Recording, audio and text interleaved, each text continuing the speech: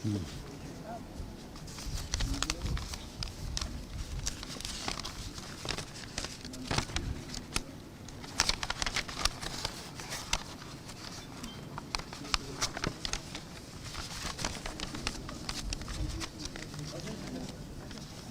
সাংবাদিক বন্ধুরা, সবাইকে নমস্কার।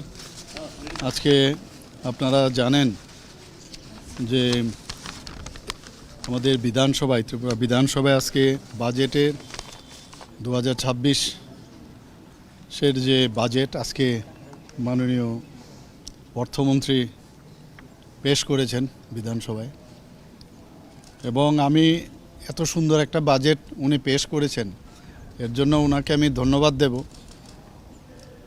এবং এখানে দেখা গেছে এবারের বাজেটে যে 2025-26 অর্থবৎসরের যে বাজেট ছিল, আপনারা সবাই জানেন অলরেডি 32,423.44 কোটি টাকা,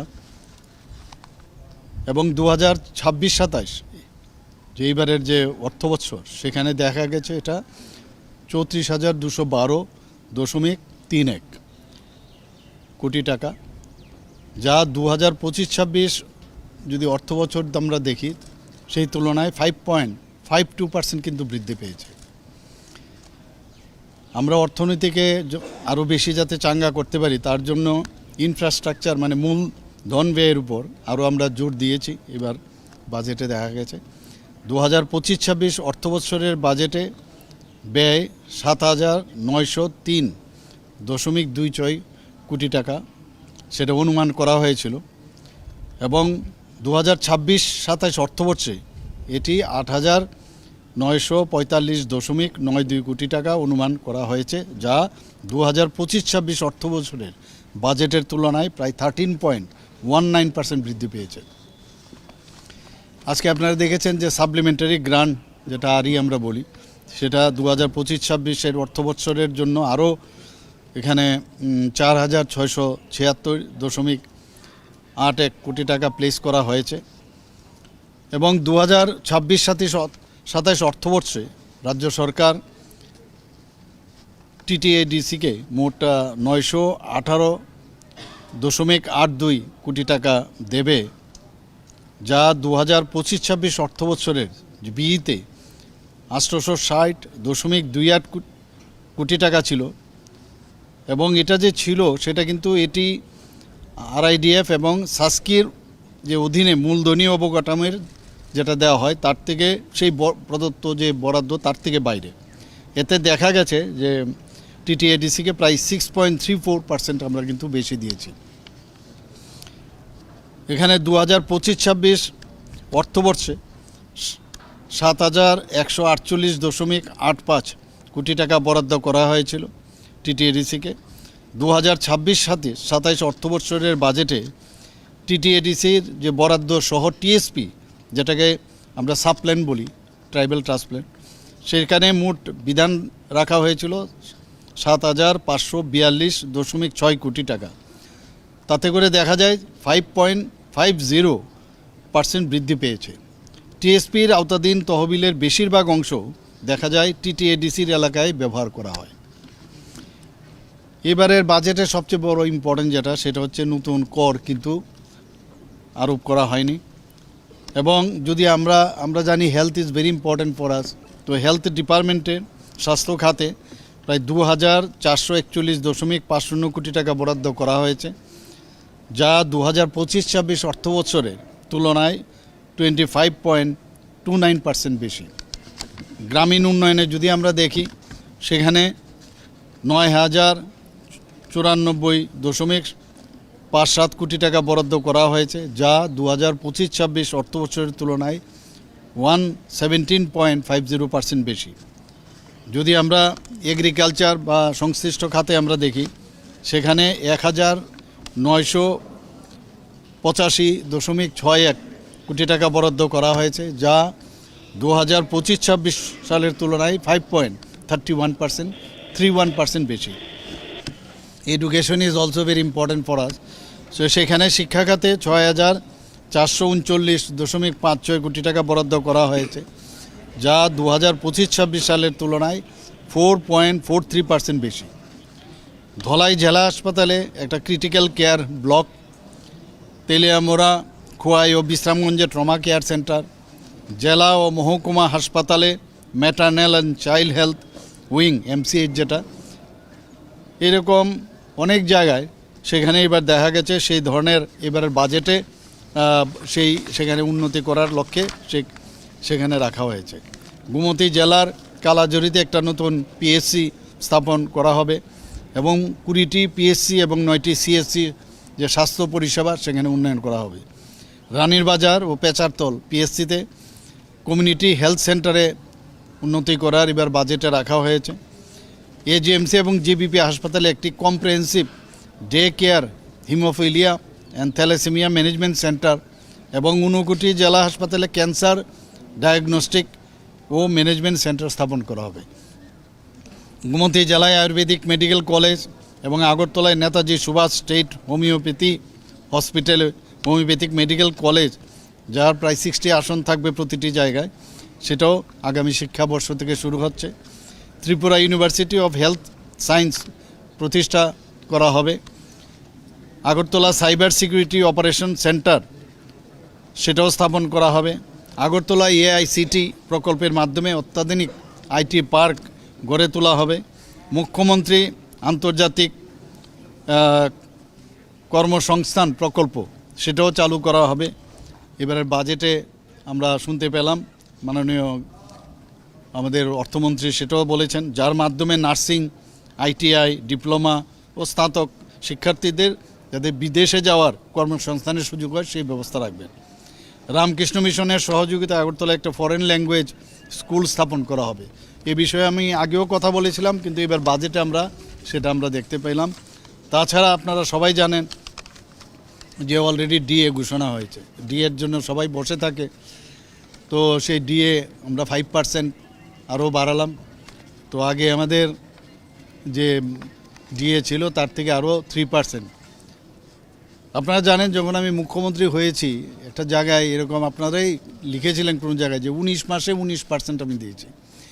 তো এবার ধীরে ধীরে কিন্তু আমরা 36%-এর সাথে যদি আমরা এবার 5% যোগ করি তাহলে বুঝতেই পারছেন যে আমাদের DA এবং যে পেনশনারদের জন্য যে DAR দেওয়া হয় সব মিলিয়ে একটা ভালো একটা অ্যামাউন্ট কিন্তু আমরা দিচ্ছি।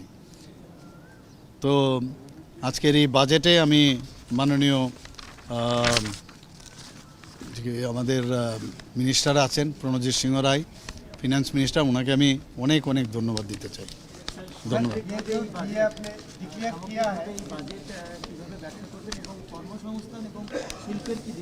না, শিল্পের বিষয় এখানে উনি অলরেডি বলেছেন, নিশ্চয়ই আপনারা মাননীয়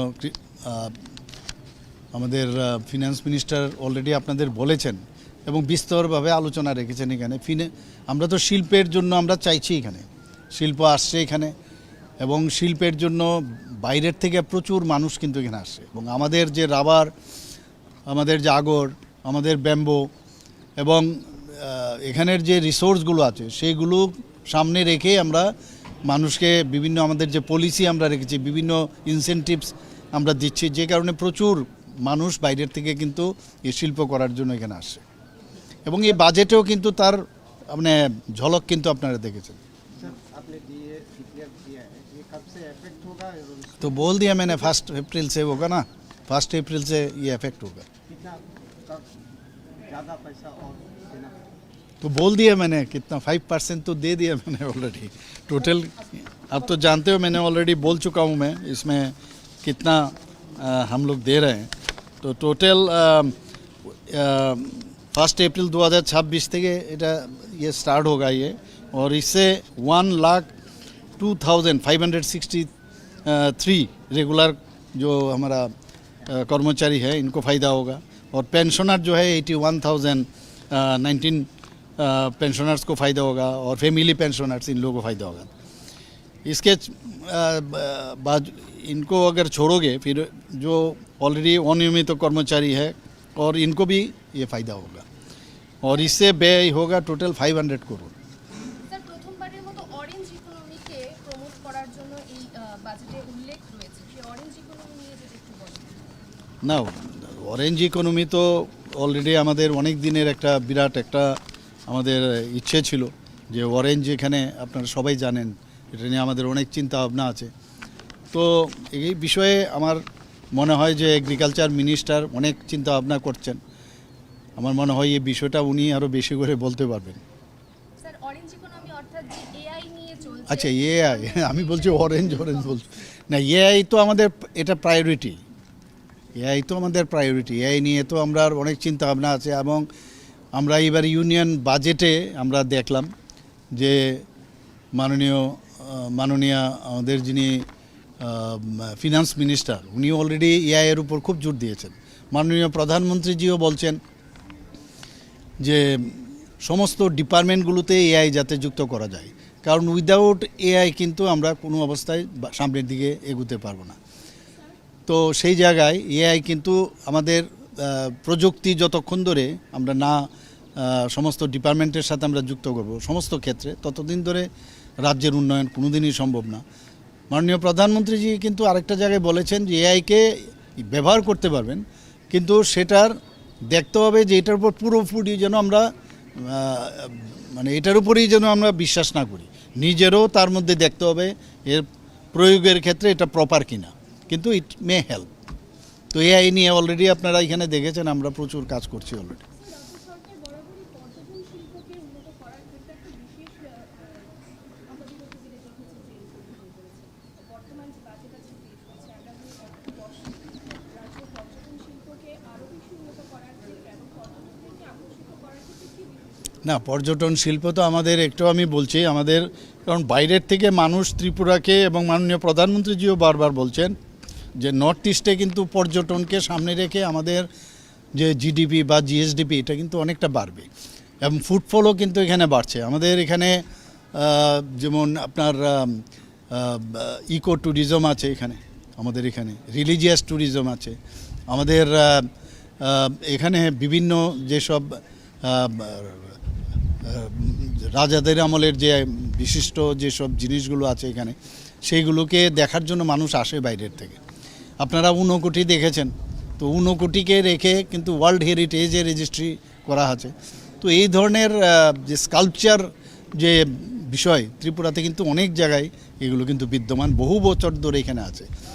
তো এগুলো নিয়ে আমরা কিন্তু বাজেটের মধ্যে অলরেডি উল্লেখ করা আছে যে বাজেটে যাতে বিভিন্ন জায়গায় যারা বাইরের থেকে আসবে তারা এসে যেন মানে তাদের প্রপার তারা থাকার ব্যবস্থা এবং খাওয়ার ব্যবস্থা এভরিথিং যেন অন্যান্য প্রদেশের যে মেইন ল্যান্ডের সাথে কম্পারেটিভলি বেটার হয় বা ওদের মতো এক পার হয়, সেই ব্যবস্থা কিন্তু এবার বাজেটে রাখা হয়েছে এবং ফুটফলও কিন্তু অনেক বেশি বেড়েছে এবার।